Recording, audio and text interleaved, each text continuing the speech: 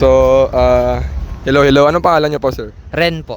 Ren. So, Ren, ano masasabi niyo sa mga babae na naka-base yung height as preference? Para sa akin napaka-bias kasi hindi naman yun yung talagang habol ng ano dapat. Napaka-shallow mo naman bilang babae kung ganun. Oh. Kasi hindi, sa totoo lang, ang pangit. Porke malaki, matangkad, ganun na yun. Parang pangit naman ang basayan pag ano. Sir, anong pangalan niyo po? Pwede ano? Okay. Anonymous. Sige, anonymous na lang. So, Sir Anonymous, ano masasabi niyo sa mga babaeng naka-base sa height yung preference nila sa guy? Damn. Can I speak English? Kasi ano, Okay, mahina yung Tagalog ko. What do I say about girls who like base just on height? I don't know. I feel like it's like a double standard, you know, like girls like tell us how like we gotta make six figures. Sorry, double standard. Like we need girls to be like skinny. We need them to be pretty, and for girls it's the same thing. They want us to be taller. I don't know. It's just like a double standard because like when we say it, yeah, they're like they call us offensive. They call us like rude. But like when the girls say it, like it's just socially accepted. Like I just feel it's kind of weird, you know? Yeah. Well, probably, what are some other red flags that you have noticed from girls beside from choosing the height? Have you noticed anything of have you observed anything? Let's see here. I don't know. Probably let's say I don't know if they're like just taking what you say too seriously. Oh, you mean they can't take a joke, right? Yeah. So, for example, I love this thing, and then they. Yeah, and they're just like, oh, why don't you marry it? Yeah. Oh yeah, I understand that. And how about this? What can you say about girls who say women can live without men, but men can live without women? I can't live without women. I'm sorry. Ooh, interesting. Honestly, I kind of agree with that. Cause like I don't know. I feel like if it's just the boys, we'll like get into some dumb shit, and we're gonna get fucked up. But then like if we got girls to like hold us back, to like be our voice of reckoning, to be our voice of like reason, you know, we've got a higher chance of like survivability. But do you support women empowerment? Yeah, of course, you know, girl power and everything, gender equality and shit. That's cool. Okay, that's cool. So, one more. Does body count matter? Ooh. Honestly, no, I don't really care. Cause like, for me, like, it's just sex. So, what if, above 20? Oh, oh shit. Okay, there's like a limit. There's like a limit. Like So- how many? Max, I'd say maybe like, 8. Okay. Okay, 8.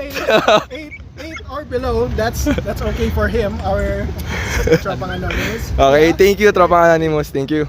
Anong white nyo? Sir, anong masasabi mo sa mga babae na ang pinipili lang nila is height agad dun sa mga nakikilala nilang lalaki? Di mo naman kasi masisisi eh. Bakit mo naman nasabi na yun? Tangkad ako eh.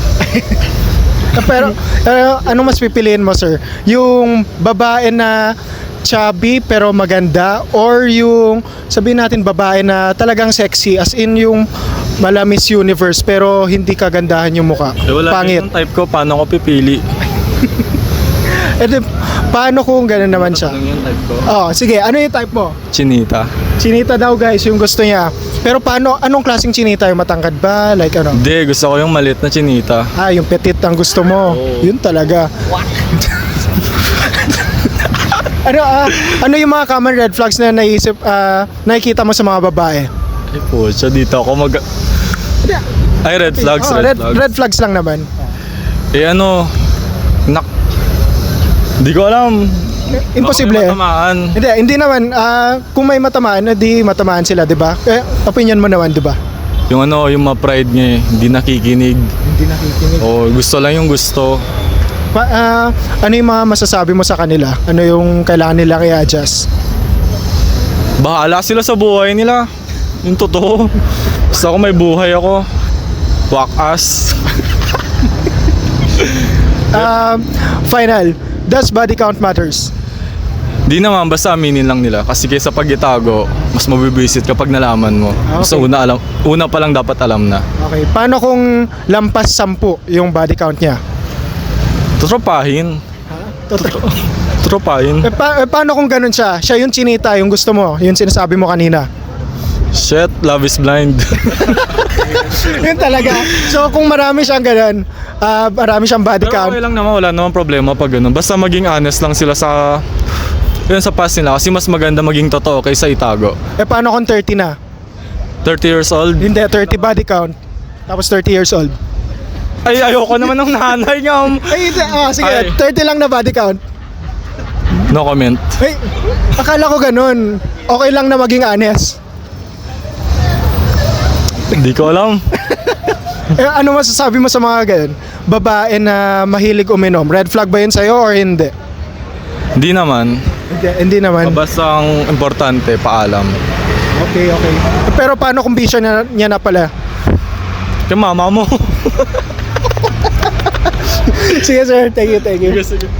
Umapos yan eh. Kain kayo sa amin. Ron's Pansiteria. Jyrons. Hey guys. Wait, may sticker. Oh, sige. lang. Ibibigay mo, Ben? Pwede. Yun talaga. Yan. Hey, Jyrons Pansiteria. Anong pangalan mo, sir? Jairon. Gyro. Siya naman pala. Lahat na. Yan o. Yan.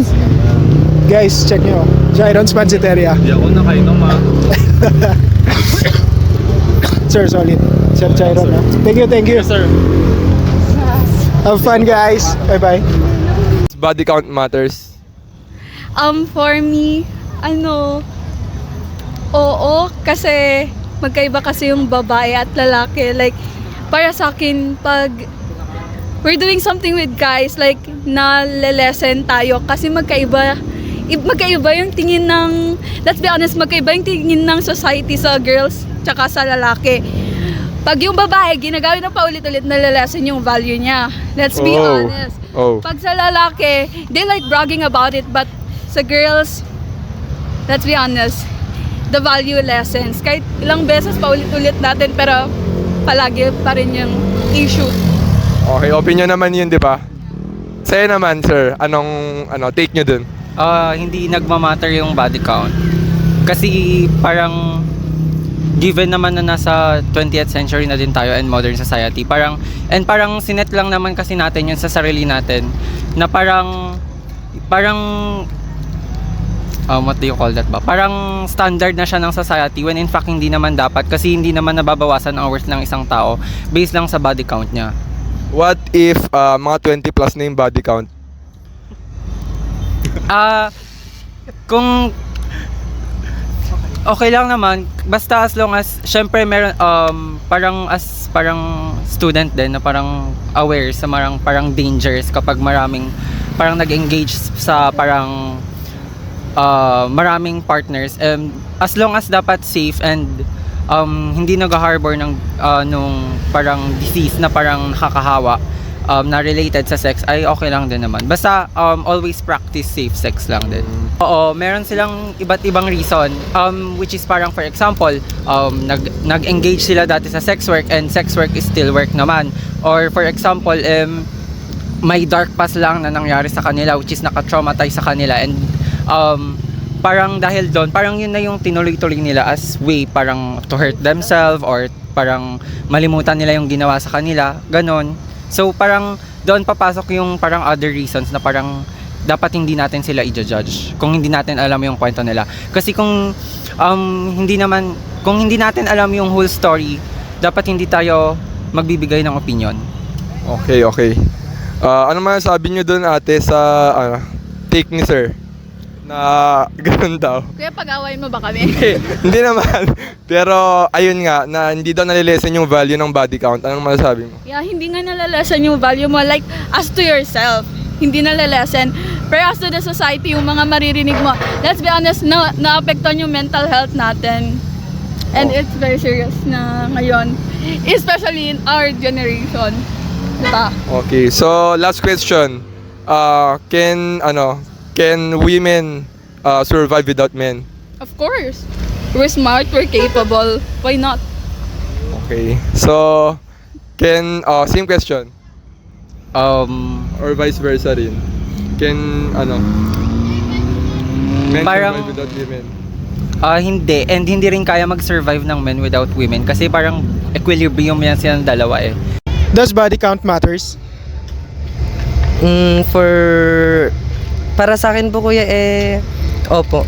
Okay. Kasi syempre ay, nyati pagat. ikaw lang naman yan. Oo. Ikaw lang naman. Like, tama, lahat naman ang sasabihin mo yung sabihin niya, explain kuya? Ikaw kung gusto mo, di ba? Ayaw mo ng body, does body count matters? And then, sa'yo? Then sa akin kuya nagmo-matter siya kasi syempre kapag about marriage po naniniwala po kasi ako na parang greatest gift mo din dyan sa asawa mo, parang gano'n. Okay. Ano yung mga common red flags na napapansin mo sa mga lalaki or babae? Or sa mga preferences mo? Hindi na sila nagiging loyal ngayon until now. Lahat po na nakikita ko kahit din naman sa mga friends ko hindi ko po sila nakikita na nagiging loyal sa isang boy tsaka isang babae. Okay. Pero loyal ka? Hindi na ata. Hindi na. So, paano din yan? Paano yun? Ikaw hindi ka loyal pero naghahanap ka ng loyal. Goods ba yun? Ay, hindi po kuya. Pero dahil na rin po siguro sa influence po ng barkada. So hindi ka hindi ka naging loyal dahil sa influence ng barkada mo? I mean, lagi ko po kasi silang nakikita na ganun po kuya and parang na-adapt ko na rin po kasi sa kanila. Okay. Pero, so, paano din yan? Anong masasabi mo sa sarili mo? Kasi gusto mo ng ganito, gusto mo loyal pero ikaw, hindi. Lahat na lang huwag maging loyal. Joke lang. So, what are some red flags in a relationship? Red flag? Matagal mag-update. Bakit? Anong meron sa matagal mag-update? Paano pag busy lang, ganun? Wala, nag-overthink kasi ako eh. Overthinker. So, kay ano naman, sir naman? Timer, charot. Timer, based on experience ba yan? Bakit yung ex mo ba pinagsabay kayo? Parang, nafe-feel ko Paano naman ikaw, ma'am, sir? Sabi mo kanina, red flag sa'yo yung hindi nag-update agad. Paano kung update siya na update to the point na nakakakulit na? Ay hindi, ako kasi gusto ko yung ina-update ako lagi. Yan. Ganda. Parang good siya sa akin. Bakla dyan kasi kayo dito So, wait lang. Next question. Tall but ugly or short but handsome? Chef. Short but handsome. Short but handsome. Okay. Short but handsome. Okay. Short Ako, but handsome. go. Short but handsome. Same. So, Isa pa. isa pa. Does body count matters? Oh my God. Yeah. Very confidential. Confidential ba siya? It depends, Char. It depends sa face value, Char. Gago. So, pag pogi, okay lang kahit pag pogi, okay lang kahit maraming body count. Uy. Go lang, Charis. Go lang din. Ay, go na. Sana ba talaga? Wala bang limit? Bring it on. Ay! walang limit sa kanya, okay? Pero paano kung lampas 20 or lampas sa ini-imagine mo? Pero sobrang pogi. Uy, hala. Ala, wait lang. Basta safe. Basta safe. Yun ang maganda, basta safe. di ba? Safe na. Yun pa rin. Prevention is better than cure. Health first pa rin, di ba? Yun talaga. Paano sa'yo? Does body count matters? Yes. Ay, okay. Pero paano kung sabihin natin is ideal, siya yung ideal type mo pero yung body count niya is below sa maximum na sasabihin natin, below sa 5, ganon. Ekis. Ay, ekis. Oo. Gusto mo din na ikaw lang yung first and last? Ay, yan ang gusto ko, di ba? Ekis siya. Okay. Okay. So, last question. Can you rate my friend here from 1 to 10? Oh my God. 9. 9. So, okay lang sa inyo makipag-date sa kanya? Uy, yes! Charis! Okay, yes. That's the buzzer. Okay, thank you po. Thank you po.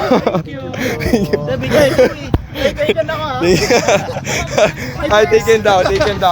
Ay, taken na. Ay, pero thank you. Thank you po. Bye, enjoy. What do you prefer? Short but handsome or tall but ugly? Tall but Tall ba?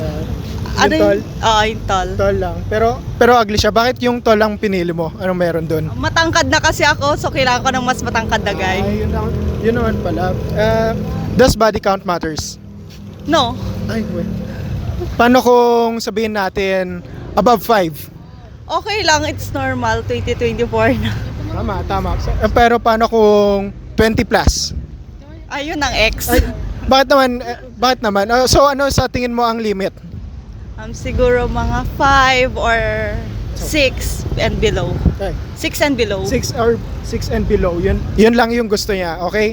So, ano sa tingin mo ang mga common na red flags naman sa mga lalaki sa tingin mo? Yung parang yung guy pa, yung girl pa yung nag-i-insist na gawin yung dapat gawin ng guy. Pero paano kung baliktad yung nangyari? Like, yun sa sinabi mo kanina na ayaw mo na yung girl, yung nag-i-insist is yung guy. Paano kung ikaw yung nag-insist? Okay lang. Okay lang, as long na tawag doon, na okay lang din sa kanya yung pag-i-insist ko. Bigay ka ng ganyan. Anong mga klaseng ganyan yun? Example, sabihin natin scenario. Sabi niya bawal ka manamit ng ganito. Gusto, bawal ka magsuot ng shorts. Papayag ka doon? Like, Okay lang kasi nagsusuot din naman ako ng jeans. hindi, I mean like yung, ba siya? Parang against sa akin. Oo, yung against na. Hindi naman. Hindi. Mm-mm. Okay. Sige. And then, yun lang. Sige. Sige po. Thank you. Thank you po. Thank you po. What are some red flags you find in a relationship, sir? Controlling. Controlling? Yeah. Bakit naman nasabi mong controlling, sir? Ano yan, na-experience mo ba or napapansin mo lang? Parehas, personally, kapag yung partner mo naman, di ba, pag controlling siya, parang wala kang freedom. Ay, pero lately ba ganun siya? Sa tingin mo, pwede mo bang maayos yun or at some point, aayawin mo na ba? At some point, maayos naman. Pero personally kasi, maayos naman. Ayos naman. Pero hindi ka naman nasasakal or what? Ganun. Nasasakal din kaya controlling siya. So, nasasakal ka din kaya pinag-uusapan nyo din yun to fix it naman. Okay. At least maganda naman yun, di ba? Basta ang importante may quick ganun, no? Mga communication. What are some red flags that you observe in a relationship? Chloe, ikaw na. Ako na. Siya na. Sige. Ayan. Para sa akin yung nagiinom. Babae. Bakit naman? Anong meron sa nagiinom? Di ba normal or what? Hindi siya normal para sa akin. Para sa akin lang naman yung ganun ko lang. Ideally, ano ba yung gusto mo na sa isang babae? Yung hindi nagiinom tapos ano pa? So yung ganun muna, study first. Ay, yun talaga. Kupal ka ba, boss? Oo, seryoso. Pero paano kung study first siya pero sabihin natin meron siyang body count? Does body count matters para sa'yo? Okay lang naman, okay lang sa akin yun. Paano kung lampas 20 yung body count? Pass. Dapat mo dami yun ay ano din ang limit? Sabihin natin below 10 ba or double digit? Nasa 5. Ay. Paano kung 6 ganon? Hindi, okay lang din naman. Okay lang. Basta wag lang umabot sa double digits. Ay ba? Anong mas pipiliin mong gan? Ano mas pipiliin mo? Short but pretty or tall but ay petit. Inunahan mo na agad, petit na agad. Paano kung ganon siya? Matangkad tapos maganda pa. Malito ko eh. Ay. Pero into you talaga siya. Ay. Ganun na sa akin.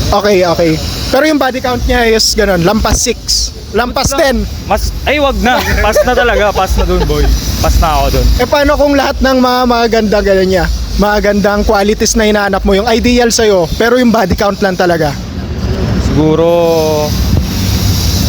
Pass is pass. pass is pass. Ay, pass is pass lang. Pag maganda, lock in na agad. Ah, lock in na yun. talaga. Parang target lock na. Ayun. Parang Shanghai lang ba? Yun lang. Okay, thank you sir.